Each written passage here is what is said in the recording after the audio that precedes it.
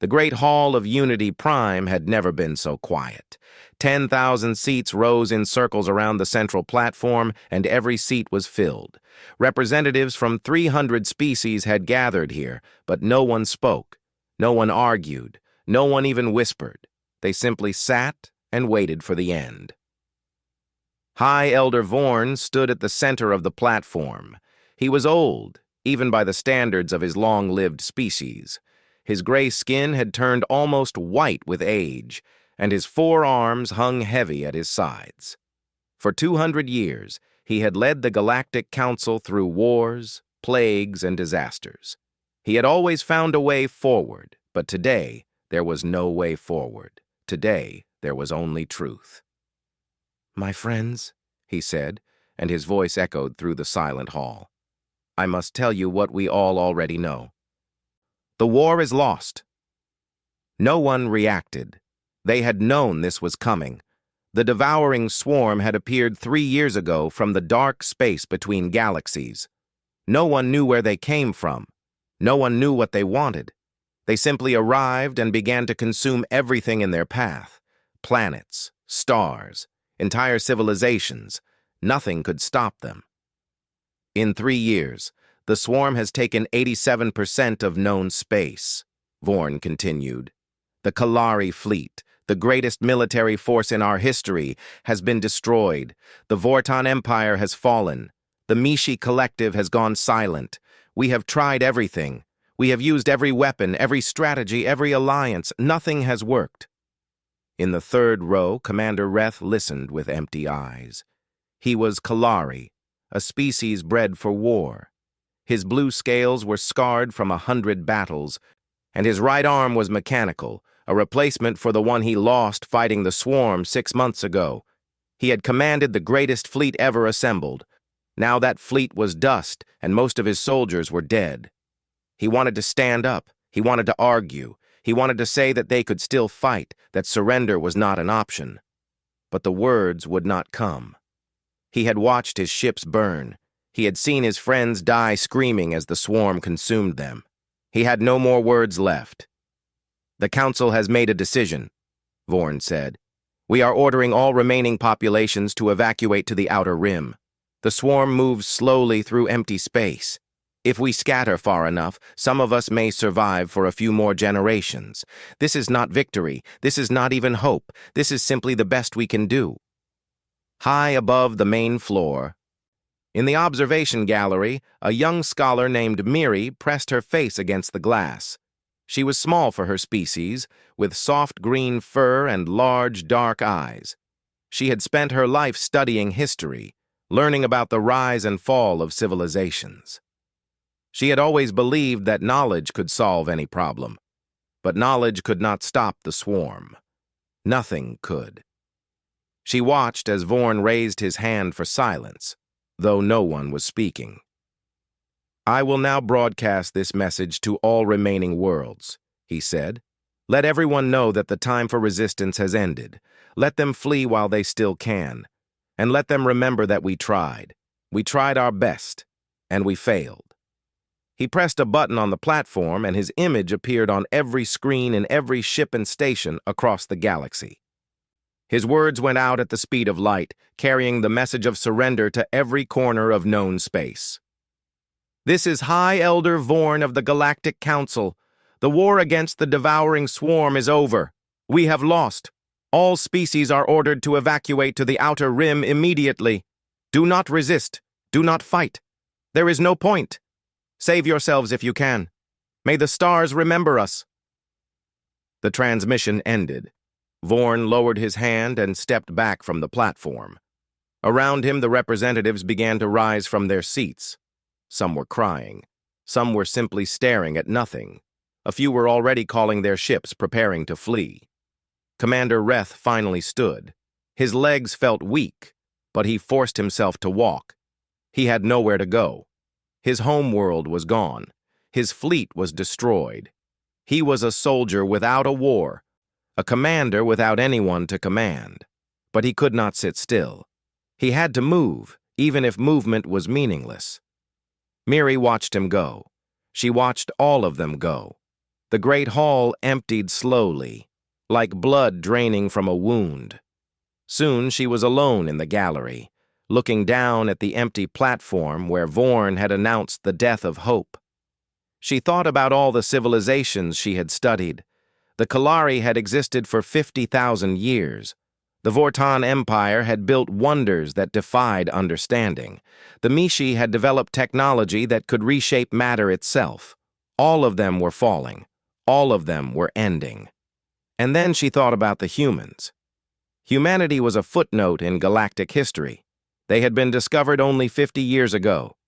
A primitive species on a small blue planet in an unremarkable corner of the galaxy. They had barely achieved faster-than-light travel. Their technology was simple. Their lifespans were short. The Council had classified them as a developing species and largely ignored them. Miri had studied them once, years ago, for a research project. She had found them strange. They were weak and small with soft bodies and no natural weapons. They lived for less than a century. They fought wars with each other constantly. By all logic, they should have destroyed themselves long ago. But they had not. They had survived ice ages, plagues, and countless wars. They had crawled out of caves and built cities. They had looked up at the stars and refused to stop reaching. There was something about them that did not make sense, something irrational, something stubborn. Miri wondered if any humans were still alive. Their territory was far from the swarm's current path, so they might have a few more years before they were consumed. A few more years of ignorant hope before the darkness took them too. She shook her head and turned away from the glass. It did not matter. Humans were too small, too weak, too primitive to make any difference. The galaxy was dying, and there was nothing anyone could do. Far away, on the edge of known space, a small human ship called the Eternal Dawn received the surrender broadcast. Captain Park Tae-ho listened to the message twice. Then he called his crew to the bridge. The darkness was coming for everyone, but not everyone was ready to accept it. The Eternal Dawn was not an impressive ship. It was small, old, and held together by spare parts and desperate repairs. The hull was scarred from asteroid impacts, and the engines made a sound that Lee Jae-won called concerning at least 3 times a day. But it flew. It had carried its crew through 5 years of exploration, and it had never let them down. Captain Park Tae-ho stood in the center of the bridge and looked at his crew. There were only 12 of them, 12 humans on a tiny ship in the vast emptiness of space. They had left Earth to explore, to learn, to find new things. They had not expected to find the end of everything. "Play it again," Tae-ho said. Kim Yuna, the communications officer, pressed a button. The message from High Elder Vorn filled the bridge once more. His tired voice spoke of defeat and surrender, of running away and waiting for death. When it ended, the bridge was silent. "So that's it," said Choi Hana from the pilot's seat. She was young, barely 25, with short black hair and quick eyes. "The whole galaxy is giving up. Can you blame them?" asked Lee Jae-won. The chief engineer leaned against the wall with his arms crossed. He was older than the others, with gray starting to show in his hair. "You heard the message. 87% of known space is gone. The greatest military powers in the galaxy have been destroyed. What are they supposed to do?" "Fight," said Hana. "With what? Their fleets are gone. Their weapons don't work. The swarm just keeps coming." Tae-ho listened to them argue, but his mind was somewhere else. He was thinking about his grandfather, who had told him stories when he was young, stories about wars and disasters, about times when everything seemed lost. His grandfather had survived things that should have killed him. He had always said the same thing. When everyone else gives up, that's when it matters most to keep going. "Captain?" Yuna's voice brought him back. "What do we do?" Tae-ho looked at her. Yuna was brilliant with languages. She could speak 15 alien tongues and could learn a new one in weeks. She had translated the surrender message perfectly, and now she was waiting for orders. They all were. "What are our options?" he asked. "We can run," said J1. "Head for the outer rim like they said. Find a quiet corner of space and hide. We might survive for a while. How long? Years, maybe decades. But eventually the swarm will reach us too. They always do. What else?" Everyone was quiet. There was no other option. Running was all anyone could do, but Tae-ho shook his head. "No, I don't accept that." "Captain," Jae-won said carefully, "I understand how you feel, but we're one ship. We have 12 people and weapons that would make an alien child laugh. We can't fight the swarm." "I know. Then what are you suggesting?" Tae-ho walked to the main view screen and looked out at the stars. Somewhere out there, the swarm was consuming worlds. Somewhere out there, billions of beings were running for their lives, convinced that hope was dead. And somewhere out there, his grandfather's voice was telling him not to give up. "They've forgotten something," he said quietly. "What?" asked Hana. "Hope." He turned to face them. "They've forgotten what hope is. They think hope means expecting to win. But that's not what hope is. Hope is fighting even when you can't win. Hope is standing up even when you know you'll fall. The galaxy has given up because they think the situation is hopeless. But situations don't have hope. People do." Jae-won frowned. "With respect, Captain, a motivational speech won't stop the swarm." "No, but it might stop people from giving up." Tae-ho looked at Yuna. "Can you send a message across all galactic frequencies?" Yuna blinked. Yes. It won't be easy. Our equipment is basic, and I'll need to translate it into every major language. But it's possible." "Why?" "Because someone needs to say no. Someone needs to tell the galaxy that surrender is not the only choice. If the great powers won't do it, then we will." "And then what?" asked Jae-won. "We send a message and feel good about ourselves while the swarm keeps eating everything?" "No. We send a message and then we follow it. We go to Unity Prime. We show up. We let them see that humans don't surrender." The bridge fell silent. Hana was the first to speak. "That's insane," she said. Then she smiled. "I'm in." "Hana," Jae-won started. "No, listen." She spun her chair to face him. "What's the alternative? Run to the outer rim and wait for death? Hide in some cold corner of space and count the days until the swarm finds us? I didn't become a pilot to die hiding. If I'm going to die anyway, I want it to mean something." Jae-won opened his mouth, then closed it. He looked at Tae-ho, then at Yuna, then at the deck plates beneath his feet. Finally, he let out a long breath. "My grandmother used to say that humans were too stubborn to know when to quit," he said. "I guess she was right." He straightened up. "Fine. If we're doing this stupid thing, at least let me make sure the engines don't explode before we get there." Tae-ho smiled. "Yuna, start working on the message. Make it simple. Make it clear. We want everyone to understand it, no matter what language they speak or how scared they are." Yuna nodded and turned to her console. Her fingers moved across the controls, pulling up translation software and communication protocols. "Hana, plot a course for Unity Prime. Fastest route possible." "Already on it, Captain." Tae-ho looked at his crew. 12 humans against the end of everything. It was ridiculous. It was impossible. But impossible had never stopped humanity before. "We're going to send a message to a galaxy that has given up," he said. "We're going to tell them that hope isn't dead. And then we're going to prove it." He sat down in his captain's chair and looked at the stars. "Let's remind them what humans are made of." The eternal dawn turned toward Unity Prime and began its journey into the heart of despair. Behind them, the message was already being written. Ahead of them, the galaxy waited in silence. And somewhere in the darkness, the devouring swarm continued its endless hunger. But for the first time in months, someone was not running away. Kim Yuna had not slept in 36 hours.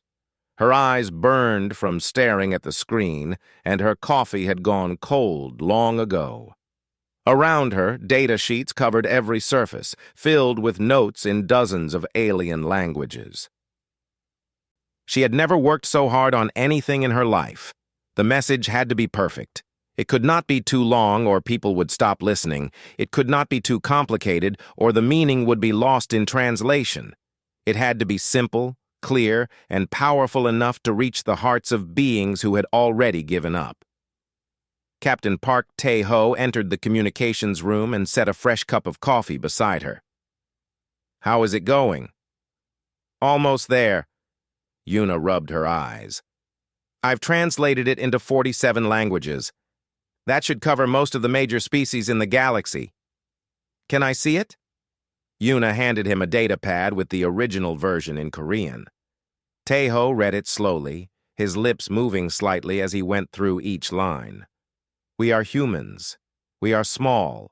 We are new to the stars, but we do not surrender. We have faced darkness before. Our ancestors survived ice that covered our world. They survived plagues that killed millions. They survived wars that nearly destroyed everything. Every time, they should have given up. Every time, they kept going. They looked at the impossible and said no.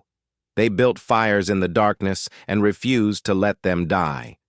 We have heard your message of surrender. We understand why you sent it. You have lost so much, you have tried so hard, and you are tired. But we cannot surrender.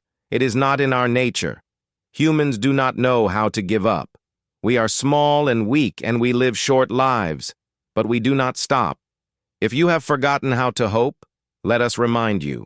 Hope is not believing you will win. Hope is choosing to stand even when you know you might fall. We are coming to fight. We are coming to Unity Prime. We will stand against the swarm even if we stand alone. Join us if you can. Watch us if you cannot. But know this. As long as one human breathes, we will never stop fighting. The fire still burns. We will not let it die." Tae-ho finished reading and set the datapad down. He was quiet for a long moment. "It's good," he said finally. "It's really good." Yuna managed a tired smile. "I hope it's enough. It's honest. That's what matters." He called the rest of the crew to the communications room. They gathered in the small space, standing shoulder to shoulder. Choi Hana leaned against the doorframe. Lee Jae-won sat on a storage crate. The others filled every available space. "We're going to record this together," Tae-ho said. "All of us. I want them to see that this isn't just one person speaking. This is humanity." Yuna set up the recording equipment. The camera was old and the lighting was bad, but it would work. She positioned it to capture everyone in the frame. "Ready?" she asked. Tae-ho nodded. The red light blinked on. He spoke the words slowly and clearly. When he finished the first paragraph, Yuna spoke the second, then Jae-won, then Hana, then the others. Each person spoke a part of the message, their voices carrying across the words that Yuna had written. By the end, every member of the crew had contributed. When it was done, Yuna stopped the recording. She attached the translations as subtitles and embedded the text versions for species that did not see or hear as humans did. "It's ready," she said. "All I need to do is press send." Tae-ho looked at his crew. "Any last thoughts?" "Just one," said Jae-won. "If this works, we're going to be very famous. If it doesn't work, we're going to be very dead." He paused. "I'm surprisingly okay with both options." Hana laughed. "That's the spirit."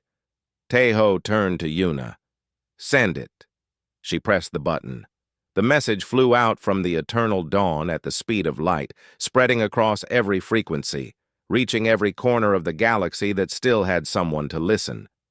On Unity Prime, High Elder Vorn was sitting alone in his quarters when his communication device lit up. He almost ignored it.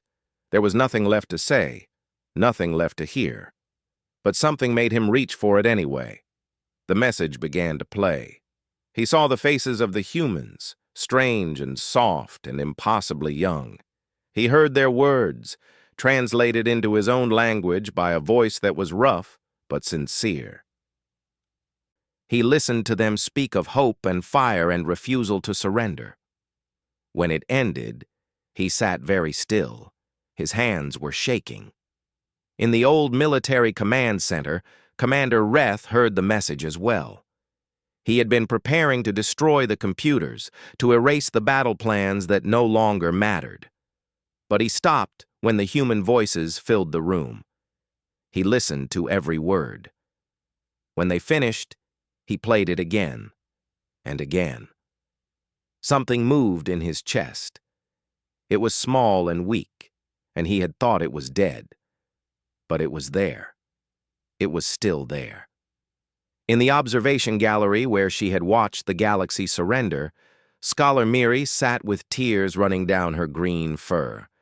She had studied humans. She had thought she understood them, but she had never understood this stubborn, irrational, impossible refusal to accept defeat.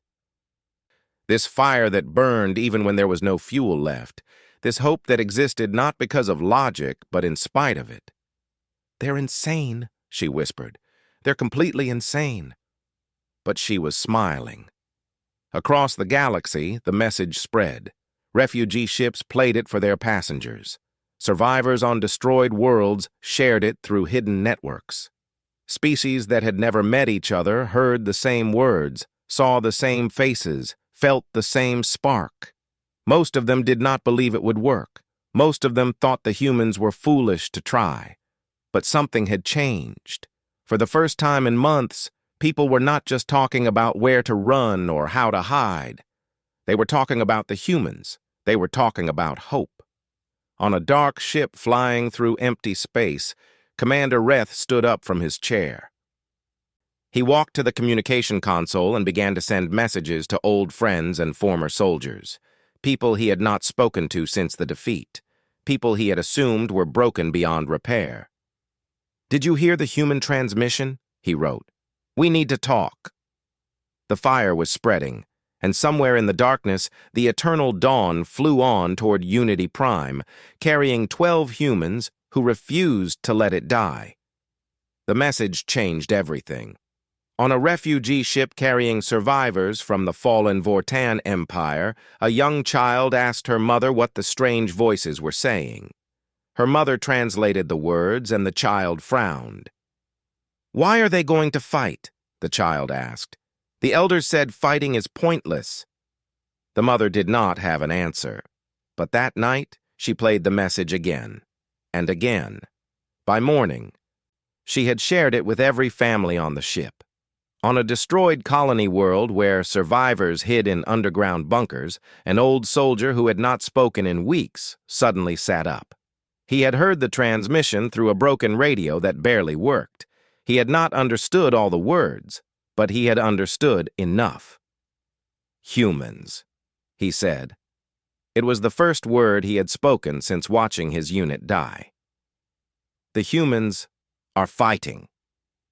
His companions looked at him with tired eyes. They had given up long ago, but something in his voice made them listen. On Unity Prime, Scholar Miri worked without rest.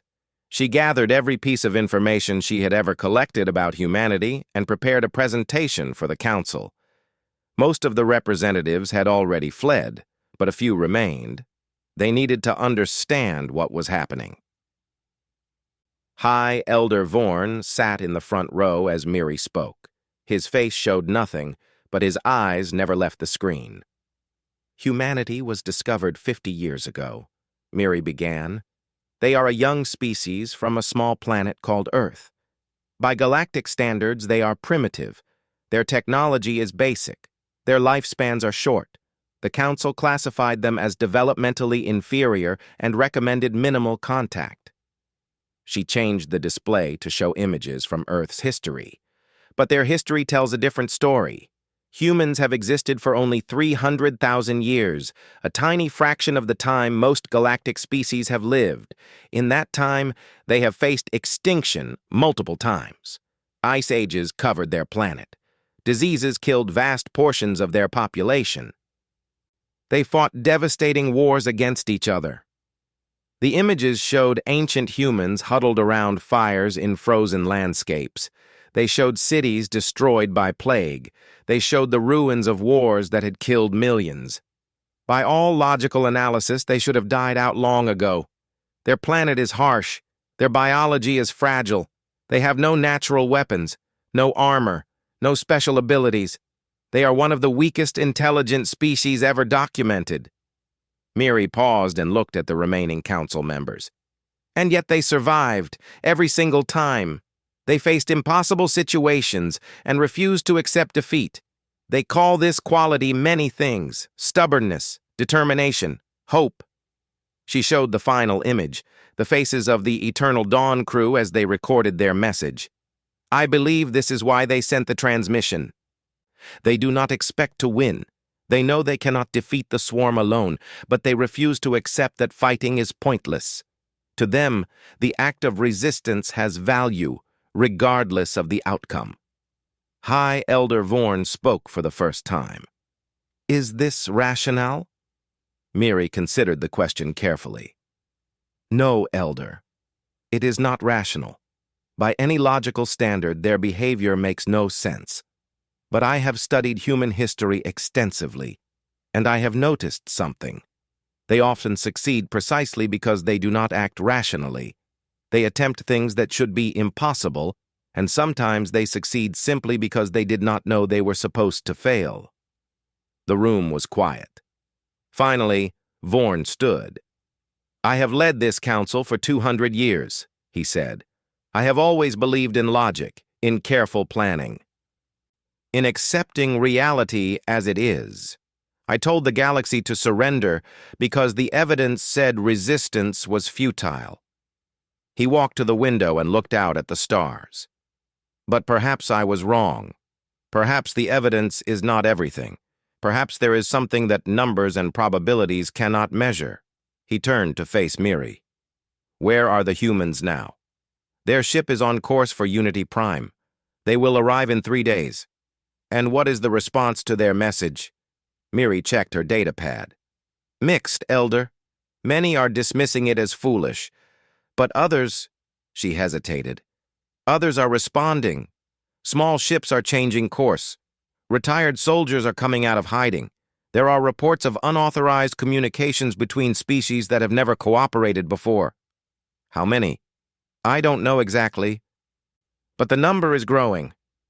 In the old military command center, Commander Reth stood before a holographic display that showed the positions of ships across the galaxy. Red dots marked the swarm's territory. Blue dots marked the refugee fleets. And now, scattered among them, green dots were appearing. Ships that had changed course. Ships that were moving not away from the swarm, but toward the human signal. More coming in, said his aide, a young Kalari who had survived the fleet's destruction. A transport ship from the Mishi remnant, 3 patrol boats from the outer colonies, a science vessel that was supposed to be heading for the rim. They're all responding to the message? Yes, Commander. They're asking for coordinates. They want to know where to go. Reth looked at the green dots. There were not many of them. A handful of ships against an enemy that had consumed most of the galaxy. It was not an army. It was barely a gesture. But it was something. Send them coordinates, he said. Tell them to meet at the asteroid field in Sector 7. We'll call it Rally Point Dawn. And what do we tell them when they arrive? Reth thought about the human message. He thought about the fire that refused to die. Tell them to bring everything they have. Weapons, supplies, whatever they can carry. We're going to fight. His aide stared at him. Fight, Commander? Against the swarm? Against the swarm. Reth picked up his weapon and checked its charge. The humans are right. We forgot what hope means. We thought it meant expecting to win. But hope is not about winning. Hope is about choosing to stand. He walked toward the door. I'm done running.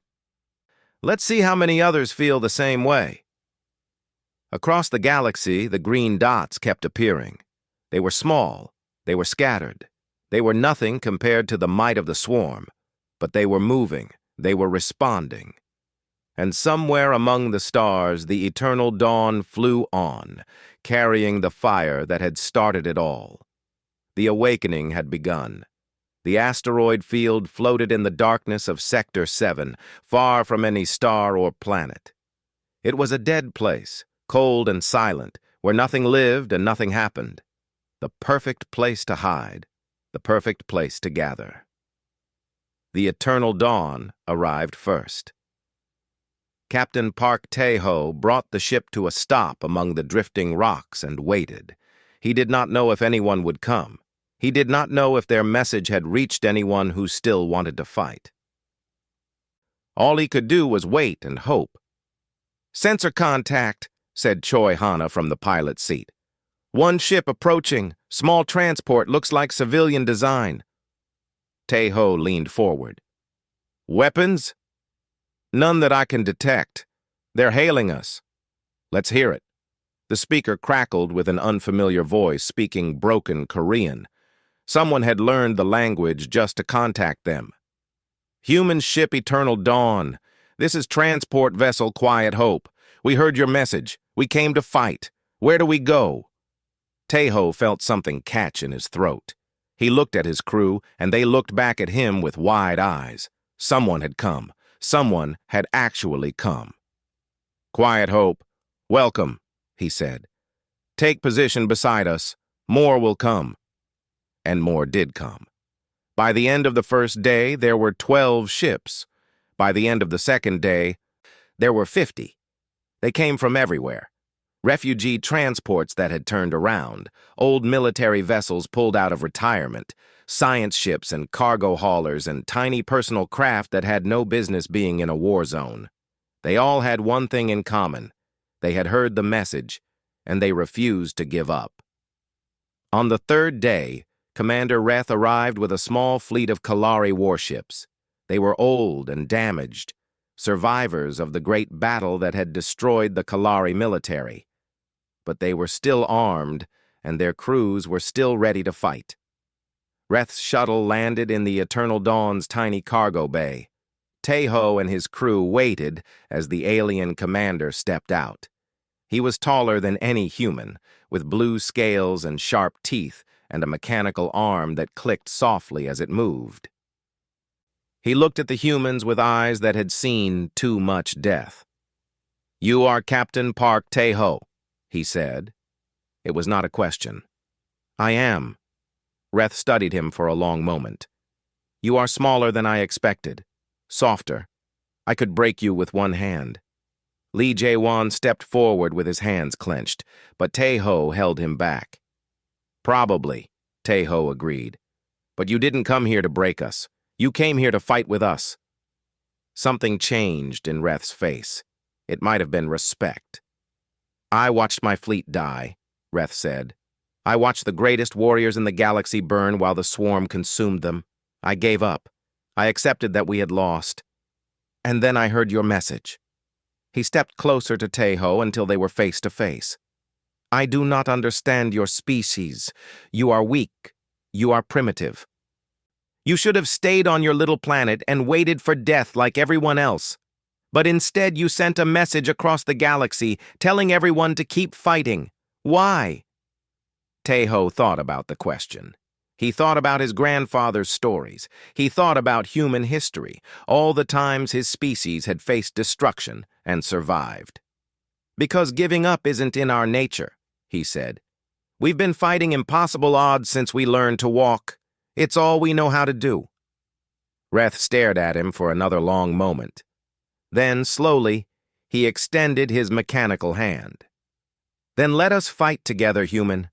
Show me what your species can do." Tae-ho took his hand and shook it. The metal was cold against his skin, but the gesture was warm. Over the next few days, more ships arrived. Scholar Miri came on a small research vessel. bringing data about the swarm that might help them find weaknesses. Representatives from 20 different species gathered in the cargo bay for meetings that would have been impossible a week ago. Former enemies sat beside each other and planned a war that everyone knew they could not win. Miri spent hours observing the humans. She watched them work and joke and argue. She watched Kim Yuna teach alien officers basic Korean words. She watched Choi Hana modify the ship's navigation system with techniques no one had ever seen. She watched Lee Jae-won repair engines using methods that should not have worked, but somehow did. "You confuse me," she told Tai-ho during a quiet moment. "Everything about your species defies logic. You should not have survived your planet's history. You should not have reached the stars so quickly. And you definitely should not have inspired a dying galaxy to fight again." Tae-ho smiled. "Humans have always been good at doing things we shouldn't be able to do. Maybe that's our real strength. But how? How do you keep going when logic says you should stop?" He thought about it. "I think it's because we don't believe in impossible. We know it exists, we understand the concept, but we don't accept it. Somewhere in our history, we decided that impossible was just a challenge, not a fact. And we've been proving it wrong ever since." Miri shook her head slowly. "Irrational. Completely and somehow effective. Usually." The War Council met on the 4th day. Tae-ho and Reth stood together at the front of the cargo bay, facing representatives from every ship in the growing fleet. The holographic display showed the galaxy, with the swarm's territory marked in dark red. "We are 137 ships," Reth said. "The swarm has millions. By any military calculation, we cannot win a conventional war." "Then we won't fight a conventional war," said Tae-ho. He pointed to a specific spot on the map. "Our intelligence suggests the swarm has a central coordination node here. It's how they communicate, how they organize their attacks. If we destroy it, they lose their ability to work together." "Impossible," said a voice from the crowd. "That node is in the heart of swarm territory. We would have to fight through their entire fleet to reach it." "Not if we're fast and lucky," said Hana. "I've been studying their patterns. They're spread thin right now, consuming new territories. If we hit them hard and move fast, we might be able to punch through before they can respond." "Might," repeated the voice. "The entire plan depends on luck." Tae-ho nodded. "Yes, it does. This is not a perfect plan. It's probably not even a good plan. But it's the only chance we have. We can run and hide and wait for the end, or we can try something crazy and maybe, just maybe, change everything." He looked around the room at the faces of beings from dozens of worlds. They were scared. They were tired. They had all lost things they could never get back. But they were here. They had come because of a message from a species they barely knew. They had come because somewhere inside them, hope was not dead. "I won't lie to you," Tae-ho said. "Many of us will die, maybe all of us. But we will die fighting. We will die standing. And if we're very lucky, we will die winning." He raised his hand in a fist. "Who's with me?" The room was silent for a heartbeat. Then Reth raised his mechanical arm. Then Miri. Then one by one, every being in the cargo bay raised their hand or claw or tentacle. The battle of last light was about to begin. The fleet jumped into swarm territory at exactly midnight by Earth time. Captain Park Tae-ho had chosen the hour deliberately. Midnight was the moment when one day ended and another began. It felt right for what they were about to do. The darkness of space around them was not empty. The swarm filled it with ships beyond counting, dark shapes that blocked out the stars. They moved like living things, billions of individual creatures working as one mind. And at the center of it all, the coordination node pulsed with cold light. "Sensor readings," said Lee Jae-won, his voice tight. I can't even count them, thousands of contacts, maybe tens of thousands." "Stick to the plan," said Tae-ho. "All ships, attack formation. Move fast, hit hard, don't stop for anything. The fleet surged forward. 137 ships against an ocean of enemies. They were outnumbered beyond any reasonable calculation, but they moved anyway. The swarm reacted instantly. Weapons fire lit up the void as both sides opened up on each other. The first Allied ship exploded within seconds, a small transport that had no business being in a battle. Then another, then 3 more. "We're losing ships," reported Kim Yuna, her voice steady despite the chaos. 6 down, 7, 10. "Keep moving," said Tae-ho. "All ships, keep moving. Don't slow down." Choi Hana flew the Eternal Dawn like she had never flown before. The little ship twisted and spun through the battlefield, dodging weapons fire that should have destroyed them a dozen times over. Her hands moved across the controls in a blur, making corrections by instinct faster than any computer could calculate. "Swarm units converging on our position," she said. "A lot of them. Can you get through? Watch me." She pushed the engines past their limits. The ship groaned in protest, but it responded. They shot through a gap in the swarm formation that existed for only a split second, emerging on the other side in a spray of debris. Commander Reth's voice came through the communication system. "Human ship, we are taking heavy fire. My fleet is providing cover, but we cannot hold forever." Tae-ho looked at the tactical display. The Kalari ships were forming a wall between the swarm and the main thrust of the Allied fleet. They were taking terrible damage. Ships were exploding one by one, sacrificing themselves to buy time for the others. "Reth, pull back. You're losing too many ships." "Negative. We will hold as long as needed. Complete the mission." The display showed another Kalari ship vanishing in a ball of fire, then another. "Reth! Complete the mission, human. This is what we came to do. Do not waste our sacrifice." The line went silent. On the tactical display, more green dots winked out. Tae-ho gripped the arms of his chair until his knuckles turned white. He wanted to turn around, to help, to do something, but there was nothing he could do except push forward. J1. "How far to the node?" 2 minutes at current speed.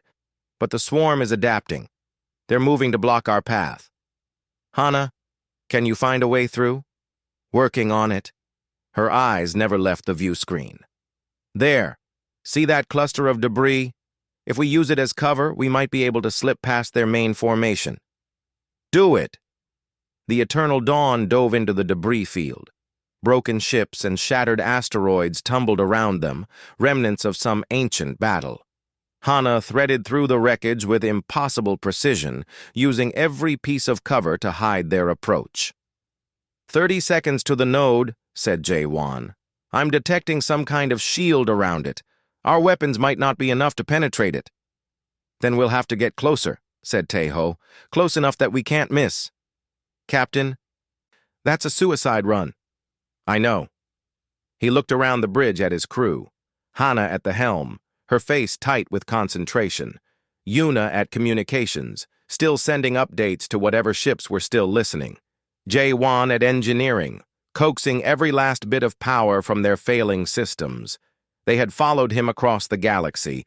They had believed in his message. And now they were about to die. "Listen," Tae-ho said. "I want you all to know—" "Save it," said Hana without looking up. "You can thank us after we win." "Hana," I said, "save it. We're not dead yet."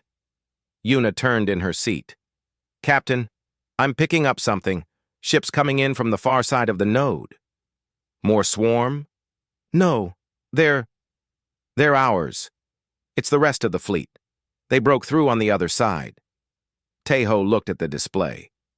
A dozen Allied ships had somehow made it through the swarm formation. They were converging on the node from a different angle, drawing fire away from the Eternal Dawn. "All ships, this is Captain Park," he said. "Converge on the node. Hit it with everything you have." The reply came from a dozen voices at once. Ships from species that had never fought together, all speaking over each other in a chaos of languages and sounds. But the message was clear. They were not giving up. The final assault began. The Allied ships attacked the node from every direction, pouring weapons fire into its shields. The swarm responded with devastating counterattacks. More ships died. More lights went out on the tactical display. "Shields are weakening," reported J1. "One more good hit and we might be able to punch through." "Yuna, send a final message," said Taeho. "Let everyone know what we did here." Yuna's fingers moved across her console. What should I say? Taeho thought about the people who had given their lives to get them here.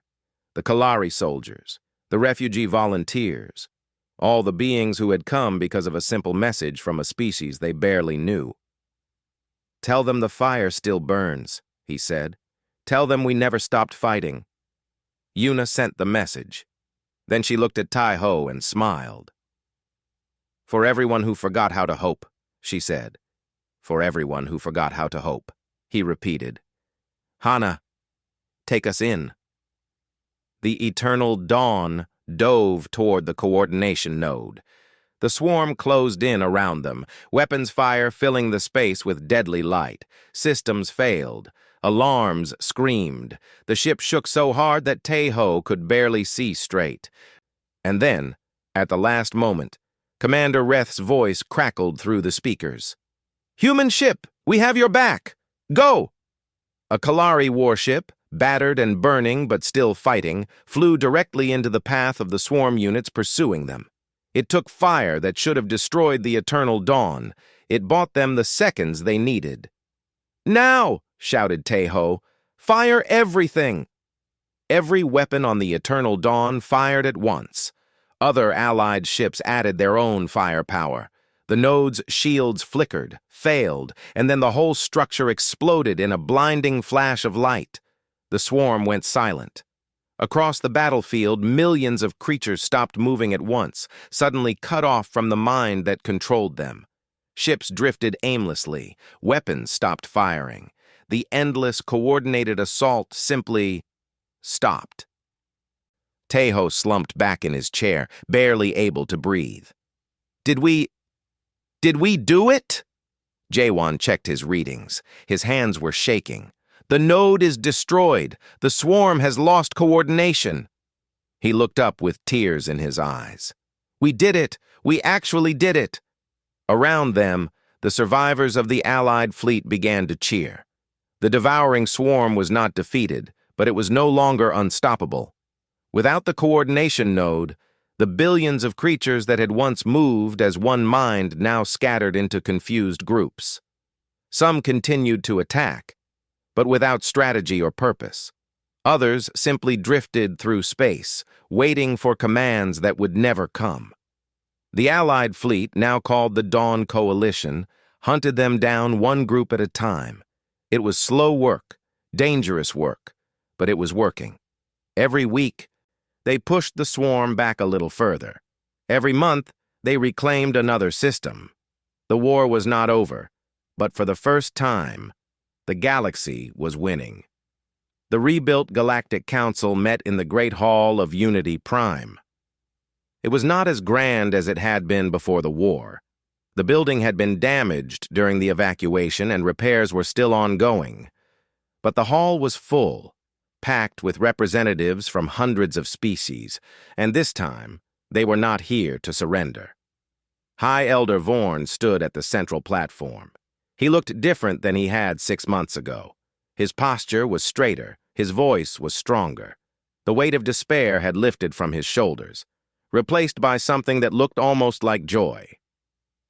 "My friends," he said, "we are here today to celebrate a victory that should not have been possible. 6 months ago, I stood in this very place and told you all to give up. I told you that resistance was pointless. I told you to run and hide and wait for death." He paused and looked out at the assembled representatives. "I was wrong." A murmur went through the crowd. Vorn continued. "I was wrong because I forgot something important. I forgot that hope is not about probability. Hope is not about calculating your chances and only fighting when you think you can win. Hope is about choosing to stand even when standing seems impossible. Hope is about lighting a fire in the darkness and refusing to let it die. He gestured toward a group seated in the front row. I did not understand this, but a small species from a small planet did. The humans taught us what we had forgotten. They reminded us who we were. Captain Park Tae-ho sat in the front row with his surviving crew. There were only 8 of them left. 4 had died in the battle, including 3 who had served on the Eternal Dawn since its first mission. Their absence was a constant ache, a reminder of the price they had paid. But they were here. They had survived. And the galaxy was different because of what they had done. Vorn continued his speech. The Council has made a decision. Humanity has been classified as a developing species for too long. They have proven themselves beyond any doubt. Today, we formally invite the human race to join the Galactic Council as full members, with all the rights and responsibilities that position entails. Tae-ho stood up. His legs felt unsteady, and his heart was pounding. But he walked to the platform and faced the crowd. Thank you, Elder, he said. This is a great honor for my people, but I want to make something clear. We did not do this alone. We could not have done this alone. He looked out at the representatives from dozens of worlds. The Kalari gave their lives to protect us. The Mishi shared knowledge that helped us find our target. Species that had been enemies for thousands of years fought side by side because they believed in something bigger than themselves. We did not save you. We just reminded you of what you already had inside. Commander Reth sat in the crowd, his mechanical arm gleaming in the light. He had survived the battle, though barely. His ship had been destroyed in the final assault, and he had drifted in an escape pod for 3 days before being rescued. But he was alive, and he was still fighting. He nodded at Tae-ho's words. The human was right. The victory belonged to everyone. Scholar Miri watched from the gallery where she had once witnessed the surrender broadcast. Tears rolled down her green fur, but this time they were tears of joy. She had spent months studying humans, trying to understand their strange and irrational species. Now she understood. Humans were not special because of their technology or their strength. They were special because they refused to accept defeat. They looked at impossible situations and said, "We'll try anyway." They failed and failed and failed again, but they kept getting up. And sometimes, against all odds, they won. After the ceremony, Miri found Tae-ho standing alone on a balcony overlooking the stars. She joined him in silence. "You're the new ambassador to humanity," Tae-ho said without looking at her. "How does it feel?" "Terrifying," Miri admitted. "Your species is very confusing." Tae-ho laughed. "We confuse ourselves most of the time." "Can I ask you something?" "Of course." Miri hesitated. "How did you know? When you sent that message, when you decided to fight instead of run, how did you know it would work?" Tae-ho was quiet for a long moment. He thought about his grandfather's stories. He thought about all the times in human history when everything seemed lost, and somehow his species had survived anyway. "I didn't know," he said finally. "I didn't know if anyone would listen. I didn't know if we could make a difference. I just knew that I couldn't give up. That's not how humans work." "But why? What makes you like this?" Tae-ho smiled and looked up at the stars. "I think it's because we've been the underdogs for our entire existence. Our planet tried to kill us. Our own bodies are fragile and weak. We don't live very long by galactic standards. Everything about being human is a fight against impossible odds. So we learned to fight. We learned that the only way to survive is to never stop trying." He turned to face Miri. "Hope isn't something we choose when conditions are good. Hope is what keeps us going when everything is terrible. It's how we survived. And I guess we thought maybe it could help others survive too." Miri nodded slowly. I am glad your species exists, Captain Park Taeho. Call me Taeho, and I'm glad you exist too, Ambassador Miri. A week later, the Eternal Dawn began its journey back to Earth. The ship was badly damaged. The hull was scarred, the engines barely worked, and half the systems needed to be rebuilt from scratch. But it flew. It had survived everything the universe threw at it, and it was still flying. Kim Yuna stood at the observation window and watched the stars drift by. Somewhere behind them, the war was still being fought. Somewhere ahead, Earth waited for them. What do we tell them? She asked. When we get home, what do we say? Choi Hana joined her at the window. We tell them the truth. We tell them that we went out into the galaxy and found beings who had given up, and we reminded them how to hope. Lee Jae-won walked up behind them, wiping grease from his hands. We also tell them that the next ship they build should have better engines. I'm tired of fixing this one. They laughed, and the sound echoed through the ship. Captain Park Tae-ho sat in his chair and listened to his crew. They had lost friends. They had nearly died. But they had changed something fundamental about the universe. They had proven that even the smallest voice could matter, that even the weakest species could make a difference. The stars stretched out before them, endless and full of possibility. The war was not over. The swarm was still out there. There would be more battles, more sacrifices, more losses, but the fire still burned, and as long as it burned, there was hope. Taeho smiled and gave the order. Take us home.